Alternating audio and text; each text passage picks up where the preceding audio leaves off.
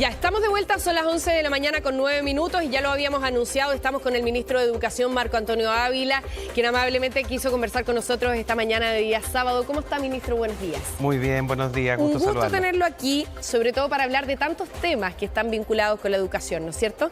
Entre ellos, la vuelta a clases del segundo semestre, que ya es el lunes. ¿Cuál es la evaluación? Yo lo escuchaba ayer con algunas cifras. ¿Cuál es la evaluación que se hace respecto de las vacaciones de invierno, que fueron adelantadas y aumentadas y fueron tan polémicas, ¿no? ¿Cuál es la evaluación que se hace ahora? Sí, la verdad es que el dato que nos entrega hoy día el Ministerio de Salud respecto de ocupación de camas críticas pediátricas, ¿no? Y además las consultas de urgencia por temas respiratorios son una muestra clara de que efectivamente tomamos una decisión correcta al haber adicionado estos 5 días a las vacaciones tradicionales de invierno, ¿no? A estas 2 semanas nosotros lo que hicimos fue sumar 5 días en el entendido que eso iba a permitir aliviar la red asistencial, disminuir la circulación de los virus, pero además hacernos cargo de algo que ya ha venido ocurriendo en las últimas semanas del mes de mayo, que fue un descenso en la asistencia de niños y niñas a las escuelas, producto precisamente de esto mismo. Ahora, ¿se hace igual alguna autocrítica por parte del Ministerio de Educación respecto de cómo se implementó la medida? Porque aquí es evidente que la medida surge por una sugerencia del Ministerio de Salud, ¿no es cierto? Que es el que evalúa la situación de ocupación de camas que había en ese minuto. Pero ¿hay alguna autocrítica respecto de cómo se implementó? Porque hubo también mucho cambio, ¿no es cierto?, respecto de cómo se definía la medida, claro, de si eran vacaciones o no eran vacaciones, de si los colegios iban a tener que estar abiertos o cerrados, de dónde dejaban los papás, los niños en esas circunstancias. ¿Se hace alguna autocrítica y algo que usted sienta que se va a corregir de aquí en adelante si es que se toma una medida similar? Sí, mire, Karina, yo creo que siempre los escenarios críticos, cualquiera de ellos, no puede ser este ahora, ¿no? Podría ser en otro minuto otra emergencia, un desastre natural, implica a veces tomar decisiones rápidas, ¿no? Y ir complementando. Y eso fue lo que de alguna manera nosotros hicimos. El 14 de junio, cuando anunciamos este adelanto, ¿no? Al sumar estos 5 días, nosotros fuimos complementando en los días siguientes una serie de indicaciones, ¿no? O sea, estaba luego la resolución de salud, que permitía usar esos 5 días de manera para resguardar esos 5 días, ¿no es cierto?, oficialmente.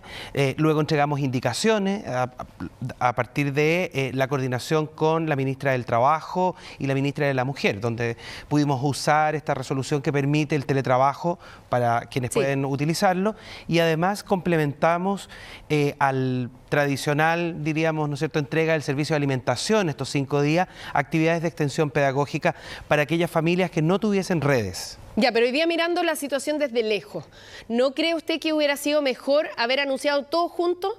Porque también como que, y se lo digo como medio de comunicación, claro, como periodista, porque fuimos como descubriendo cómo se iba a implementar la medida día a día. ¿No cree usted que hubiera sido a lo mejor mejor haber comunicado de una sola vez todo lo que iba a pasar en distintos ámbitos y en vez de haberlo ido comunicando día a día? No, sin duda. La preparación de esto implica hacer varias coordinaciones y nosotros estamos haciéndolas siempre de manera interministerial. Pero hay actos administrativos que demoran un poco más y entonces uno los avisa o los anuncia en la medida en que los tiene ya disponibles. Por ejemplo, una resolución de salud que una vez que está firmada y puesta en el diario oficial, uno la puede comunicar. Y eso permite, por ejemplo, hacer la adecuación del calendario. Claro. O sea, ese tipo de cosas. Pero sin duda, siempre hay un llamado permanente a entregar la información de la mejor forma posible. Ahora, usted mencionaba un elemento que es fundamental y que por el que también se tomó esta decisión, que tiene que ver con el ausentismo escolar que se había registrado antes de que empezaran las vacaciones de invierno. Hay estimaciones ya que hablan de un 68% durante el primer semestre, lo que se considera una cifra gravísima. Gravísima. ¿No es cierto? Los expertos en educación, aquí hay organismos dependientes de la Universidad de Chile que también coinciden en esto de que es una situación gravísima. ¿Está en crisis la educación hoy día, no solamente en nuestro país, sino que en el mundo entero debido a la pandemia? Sí, hay un llamado, yo diría, mundial, ¿no?, a transformar los sistemas educativos haciéndonos cargo de las consecuencias que dejó la pandemia. Por ejemplo, nosotros no tenemos este problema, pero en muchos países del mundo hoy día están restituyendo, por ejemplo, los servicios de alimentación, se perdieron. Los países se empobrecieron también, ¿no?, porque esto pegó fuerte en la economía. Nosotros diría yo que tenemos mejores condiciones, sin embargo, como esta es información que nos entrega el sistema de gestión escolar, lo que nosotros hemos evidenciado es que estas ausencias muchas veces están asociadas a la aplicación del protocolo por COVID. Por ejemplo, un estudiante hay 2 niños en un curso, hay un tercero, se suspende el curso, sí. Hay 3 cursos, se suspende el colegio entero, entonces empieza a descender, ¿no? O sea, tenemos una problemática probablemente nueva de niños que no están asistiendo, pero más bien tenemos un problema de inasistencia o de asistencia irregular. Por eso el promedio, porque estamos hablando de promedios. Claro. No es que sea el mismo niño que falta todos los días, sino que hay un día que va, otro día que no va. Y eso lo hemos visto en las escuelas. O sea, usted le pregunta a cualquier familia, hoy día está suspendido un curso porque hay 3 niños COVID o 3 contactos estrechos, por ejemplo. Claro, a nivel internacional se menciona que es tan grave la situación que hoy día puede haber niños de 10 años que no sepan leer un texto o un párrafo. O sea, y eso porque no se reforzó durante el tiempo de la pandemia y ahora con clases irregulares no se sigue reforzando, por ejemplo, un tema tan relevante como es la lectura. Ahora, ¿cómo pretende el Ministerio de Educación reforzar eso para hacer hincapié en la necesidad de reforzar la asistencia de los niños a clases? Sí, lo primero es que nosotros tenemos hoy día la posibilidad de, con los recursos disponibles, diseñamos un plan que se llama Plan de Reactivación Educativa Integral, que ya está desplegado en todos los establecimientos del país, que tiene 5 ejes, que son precisamente los de más gravedad: la recuperación de los aprendizajes, el bienestar socioemocional o el clima escolar dentro de los establecimientos, los temas de deserción escolar, que también son graves, la inasistencia, ¿no es cierto?, más bien crónica, los temas de equipamiento y conectividad y, por último, la infraestructura escolar. Estos son los 5 temas que nosotros entendemos que nos van a preocupar los 4 años de gobierno y en los que deberíamos poner todos los esfuerzos para recuperar el sistema educativo. El sistema educativo se vio golpeado como muchas otras áreas. ¿Qué es lo que vamos a hacer? O ya hicimos, por ejemplo, una primera acción. El 29 y el 30, que eran los 2 últimos días, ¿no es cierto?, antes de salir de vacaciones, profesores y profesoras del país tienen un espacio de reflexión, de trabajo, ¿no es cierto?, con información, datos de asistencia, resultados académicos. Y lo que hicimos por primera vez fue entregar a cada establecimiento un listado con todos los estudiantes que estaban matriculados en el 2021 y no están en el 2022, con tal de poder ver qué pasa con la deserción de esos estudiantes y además trabajar por revincularlos, en la medida en que haya capacidad y cupo, poder traer a esos niños y a esas niñas a la escuela. Y luego los listados curso por curso con aquellos que tienen inasistencia grave, eso quiere decir que asisten a la escuela menos del 85%. Ahora, cada establecimiento tiene que fijar un conjunto de normas a través de su psicólogo, su dupla psicosocial, inspector o inspectora general, establecer con los profesores jefes las maneras, ¿no? Llamar a los apoderados, hacer algún tipo de reunión más específica. Pero que haya un trabajo que sea preciso. Uno a uno. Ya. Ahora, pasemos a otro tema, que tenemos muchos temas en carpeta. La cartera de educación es muy amplia y lamentablemente también ha hecho mucha noticia durante el primer semestre por los casos de violencia escolar. ¿Cómo pretende atacar el Ministerio de Educación esos casos en particular? Porque tenemos casos que están relacionados con violencia que se produce dentro de los colegios, incluso con el porte de armas cortantes al interior de los colegios, ataques que se han producido, pero también tenemos casos de movilizaciones estudiantiles y por ejemplo, tenemos casos extremos como el del Internado Nacional Barros Arana, ¿no es cierto?, que representa un foco interesante respecto del conflicto que se vive ahí. ¿Cómo pretende el Ministerio de Educación, que usted encabeza, enfrentar esos hechos de violencia que se han producido? Sí, en primer lugar nosotros los hemos enfrentado, ¿no? Y aquí es importante hacer una distinción. Hay un grupo de estudiantes, quizás la mayoría, que hace una justa reivindicación de lo que ellos entienden una educación de calidad, ¿no? Por infraestructura, por alimentación, por equipamiento, por falta de profesores. Y ese grupo de estudiantes, que yo entiendo es la mayoría, suele, ¿no es cierto?, con la vehemencia propia de la juventud, manifestarle a sus equipos directivos, a sus sostenedores, e incluso algunos escriben directamente al ministerio: mire, sí, queremos una mejor educación. Tienen un un petitorio, muchos Súper de bien, ellos. con esos estudiantes que hay también, ¿no? Hay una directiva, por ejemplo, en el internado Barros Arana, que efectivamente se sienta a conversar con las autoridades comunales. Centros de alumnos que están organizados. Absolutamente. Ese es un grupo y yo diría que es el mayoritario, ¿no? Entonces hay que distinguir entre ese grupo, que es un grupo que con la vehemencia propia de la juventud nos reclama y nos dice, bueno, ¿a dónde está el Estado? Ustedes son los adultos, ¿cómo nos van a ayudar? ¿De qué manera se manifiesta la calidad educativa? Y por otra parte hay un grupo muy minoritario que entendemos que está concentrado a veces en 4 o 5 establecimientos del total del país, que ha optado, ¿no es cierto?, por la vía de la violencia. Yo lo dije el otro día en la Cámara de Diputados, con esos estudiantes, y lo he dicho en nuestras entrevistas también, no nos vamos a sentar a conversar y será, si se descubre esta falta dentro del establecimiento, la aplicación del manual de convivencia o reglamento interno, que puede ser incluso la sanción más grave, su expulsión. Pero ¿cómo discriminar? Eso ya comenzó. ¿Cómo discriminar? Porque aquí lo que se está produciendo... Las comunidades tienen que hacerlo. Claro, es que el tema de fondo que se está produciendo es que, por ejemplo, también en el Instituto Nacional hay un centro de alumnos organizado y que no se hace cargo también de esas manifestaciones que hay en las calles y dicen que son grupos descolgados que ellos no pueden controlar.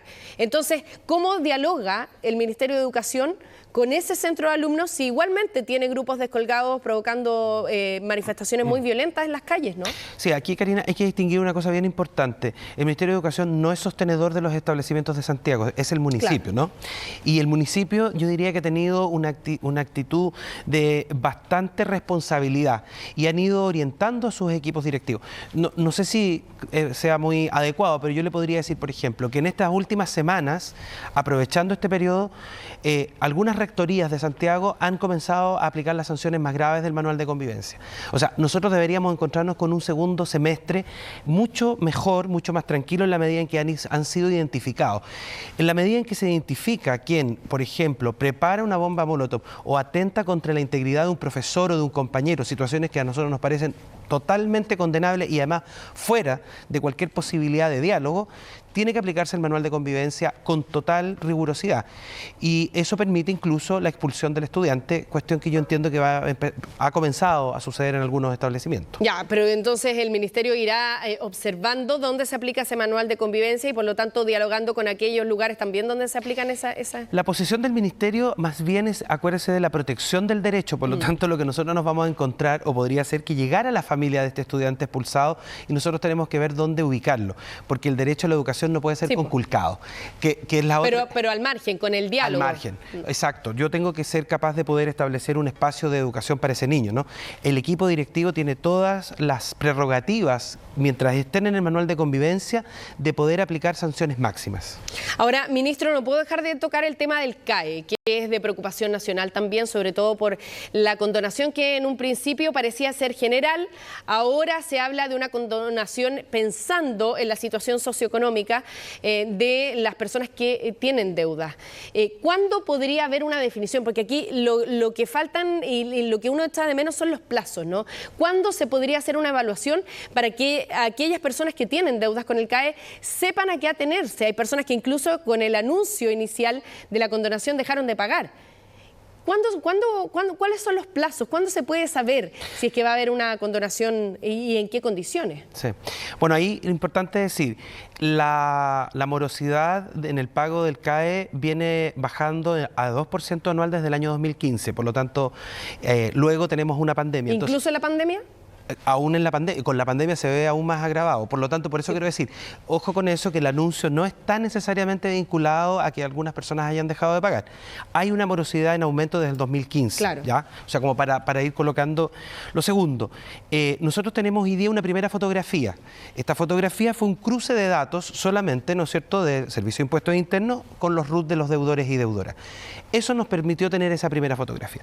Vamos a tener otras, ¿no?, con cruces de otros datos. Pero ¿de aquí a cuándo? ¿Cuáles son los plazos? Tal como lo señaló el presidente en la cuenta pública, el 2023 será presentado este proyecto de condonación para la deuda por estudiante. ¿Y cuáles son las variables que se van a tomar en consideración? Porque quizás eso es lo que le preocupa a los deudores, ¿no? Aquí hay una cosa bien importante. Esta es una respuesta que tiene que ser justa y por lo tanto tiene que considerar esas variables como, por ejemplo, estado de pago, si terminaron o no terminaron la carrera, estudiantes que están, por ejemplo, fallecidos y cuyas familias, recuerda que el seguro de gravamen no protege. Voy a decir algo bien terrible, una persona que se suicida, la familia sigue pagando porque no está incluido en el seguro de gravamen. Cosas como, casos como ese. Sí, hay casos, muchos de estos. Mujeres mayormente endeudadas que hombres. Eso implica, perdón, ahí me quiero detener, ¿eso implica que mujeres pudieran optar a mayor condonación que los hombres? Va a depender del diseño final. Esto es bien importante porque para que esta sea una respuesta, como repetimos siempre, ¿no? Los conceptos de justo significa dar a cada uno lo que efectivamente necesita. Tiene que ser gradual porque es un monto bien importante y por lo tanto tendrá que extenderse en el tiempo. Y además de eso, tiene una característica de universalidad, porque todos y todas van a ser afectados de alguna manera. ¿Pero con condonación total?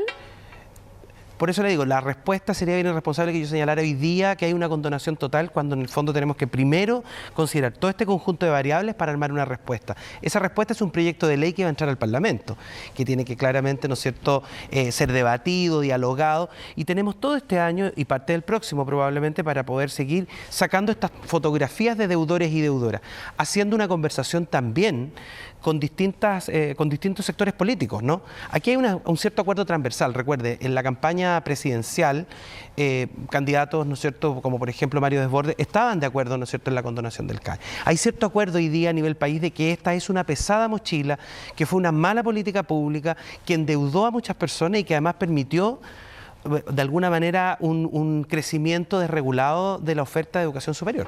Ahora, de todas maneras existe un análisis en el gobierno respecto de que aquí quedó la sensación de que una promesa de campaña había sido la condonación total y que la gente se quedó con la idea de la condonación total y eso después no pasó en la práctica, porque no sé si a usted le habrán llegado una serie de comentarios en redes sociales de mucha gente que esperaba esta medida, que se esperaba con muchas ansias por muchas familias, que se habían hecho la ilusión de que la condonación fuera total y para todos.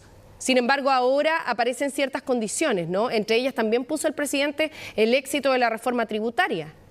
Entonces, ¿le parece a usted que se han ido o hubo una comunicación errada en el momento que se hizo campaña respecto de que la condonación iba a ser total? No, yo no lo creo así porque lo que hicimos fue más bien asumir...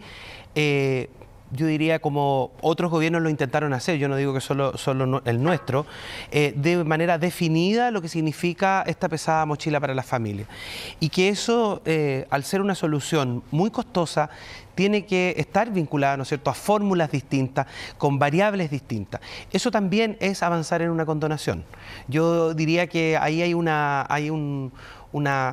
respuesta que, como le digo, cuando esté el diseño completo, probablemente va a satisfacer a la mayor parte de las personas. ¿Y no se están cambiando las condiciones del juego cuando se ponen esa serie de requisitos para la condonación del CAE? No, no lo creo, porque tampoco recuerdo yo que la promesa haya sido así como a todo evento y la totalidad. Siempre estuvo esto, incluso en el programa uno lo puede ver, con una serie de información adicional respecto de cómo tenía que darse este proceso de condonación, sabiendo que además tenemos un conjunto de necesidades, que eso es bien importante señalar, ¿no? Va a venir una conversación país respecto de esto, en la que también tenemos que poner en juego, por ejemplo, todos los otros desafíos que tiene el sistema en su conjunto. ¿Qué vamos a hacer en educación parvularia? ¿Qué vamos a hacer en educación escolar? ¿Y qué vamos a hacer en educación superior? Uno de estos temas es precisamente la condonación de las deudas por estudiar. Pero hay un conjunto de otros temas que tienen que permitirnos poder avanzar en el país de manera con toda la trayectoria escolar en el país completo. No podemos solo poner nuestro énfasis en una etapa de esta trayectoria que es la educación superior. Ahora, hay otro tema que siempre genera mucho comentario, mucha necesidad por parte de la audiencia que se lo preguntemos a los diferentes ministros de Educación y a las autoridades en general. ¿Qué va a pasar con la deuda histórica de los profesores? Porque esta es una demanda que ha tenido mucho tiempo. Los profesores siguen movilizados y uno cuando va al centro todavía ve a los profesores movilizados por este tema. ¿Va a tener solución durante este gobierno? Sí, eso se lo puedo decir con total tranquilidad. Ya estamos haciendo un trabajo en el Ministerio de Educación, se ha establecido una mesa de trabajo con el Colegio de Profesores. De estas ha habido muchas. Sí, pues es que es por eso. Sí, ha habido muchas. Y yo quiero hacer un punto en la historia, ¿no? Yo diría que en varios gobiernos ha habido un acercamiento y hemos estado casi, ¿no es cierto?, de cerrar de alguna manera el número de personas, profesores, profesoras a quienes se les adeuda, ¿no es cierto?, y también los montos, que es una cuestión bien importante. Sí. Hoy día nosotros estamos enfrentando esta solución también con un elemento adicional, que es una sentencia de la Corte Interamericana para un grupo especial de profesores, ¿no es cierto?, de una región del país, en donde se le obliga al Estado a dar solución. Si uno combina eso, ¿no es cierto?, con la intención muy clara de parte de nuestro gobierno de avanzar en esto, ¿no es cierto?, con profesores y profesoras, es probable que nosotros lleguemos hacia, ojalá, fin de año, principios del próximo, con una solución más bien clara, en la que también entendemos que no va a ser muy difícil su tramitación en el Parlamento, porque todos los diputados y diputadas, senadores y senadoras conocen esta historia y saben que es una deuda del Estado de Chile con sus profesores. Ahora, que haya una solución, ¿significa pago? Sí, por supuesto. Cuando usted habla de que haya una solución el próximo año para la deuda histórica de los profesores, ¿habla directamente de pago a ese grupo de profesores? Eso es una solución, claro. Ya, porque, no, para entender, porque de repente pudiera haber ciertas sutilezas, que una solución pase por un acuerdo y no necesariamente por una fecha concreta de pago, ¿no? No, un acuerdo y claramente fecha, y vuelvo a reiterar, esto implica un proceso siempre, y ha pasado en gobiernos anteriores, de negociación importante, porque si usted toma todas las deudas de manera, así como lo que me preguntaba de la condonación, si usted toma toda la deuda, recursos no son infinitos, y es por eso que uno tiene que ir haciendo opciones respecto de cuál política pública se combina, por ejemplo, con estas acciones, ¿no es cierto?, más bien de soluciones o reparaciones que uno establece, ¿no? Ya, pero usted podría decir entonces que la deuda histórica de los será profesores pagada en este gobierno. ¿Será pagada en este gobierno? Sí, absolutamente. ¿Y esa es una prioridad para el Ministerio de Educación? Como tantas otras, estamos trabajando en muchos temas, ¿no? Aquí hay varios proyectos de ley, podemos hablar de aquel que le ponen en una posición distinta a la prueba CIMSE, podríamos hablar, ¿no es cierto?, de la educación pública y los traspasos de los municipios a los servicios locales. Tenemos al menos 5 o 6 leyes en las que estamos trabajando fuertemente, ya algunas han ido ingresando en el Parlamento, estamos patrocinando otras. ¿También la gratuidad? No, gratuidad no. En el tema de la educación superior se está evaluando por el antecedente que tenía yo respecto de las condiciones en que se entrega la posibilidad de gratuidad a los estudiantes también, ¿no? Eso está establecido ya, el conjunto de instituciones que adscribieron la gratuidad está ya establecido. Hay una serie de requisitos por si algunas instituciones nuevas quieren ingresar.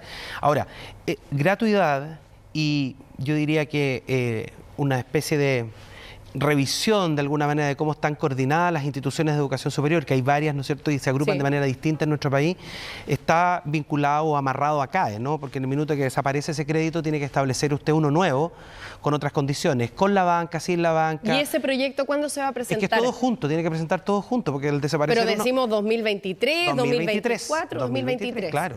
Ya con un nuevo sistema de financiamiento que sea más justo. Tiene que hacerlo, ¿no? Tiene que hacer un nuevo sistema. Termina el actual modelo, tiene que establecer otro, y además tiene que hacer probablemente una revisión de cómo ha impactado la gratuidad y hasta dónde está. No tenemos un compromiso de aumentar la gratuidad, por si acaso. Esa es la que está establecida ya. Distinto es que instituciones nuevas quieran ingresar a la gratuidad y las que tienen que cumplir con una serie de requisitos. Ya, pero solamente para establecer en el fondo la frase, ¿no es cierto? Aquí también durante este gobierno se va a terminar con el CAE, ¿eso sí o sí? Claro, se termina con este actual sistema. Y se sugiere uno nuevo. Se tiene que sugerir uno nuevo, sino ¿cómo van a estudiar? Probablemente va a haber un tiempo de transición. O sea, piense usted que usted está desarmando un modelo para instalar otro. Un modelo que tiene bastantes años. Y que tiene bastantes críticas también. Y del que estamos todos muy conscientes hoy día que no fue una buena política. Entonces, al desarmarlo, eso se hace siempre en acuerdo. Eso es lo más importante, considerando, ¿no es cierto?, que los gobiernos lo que hacen es empujar transformaciones en beneficio de los ciudadanos y ciudadanas. En este caso son nuestros estudiantes. ¿Cómo vamos a hacer eso? Claramente en un ejercicio prelegislativo y legislativo que nos permita ponernos de acuerdo, ¿no es cierto?, con todos los sectores para avanzar en ese proyecto de ley. Y ojalá que sea rápido, si eso es lo que más preocupa, ¿no? Ministro, le queremos agradecer por haber estado con nosotros esta mañana.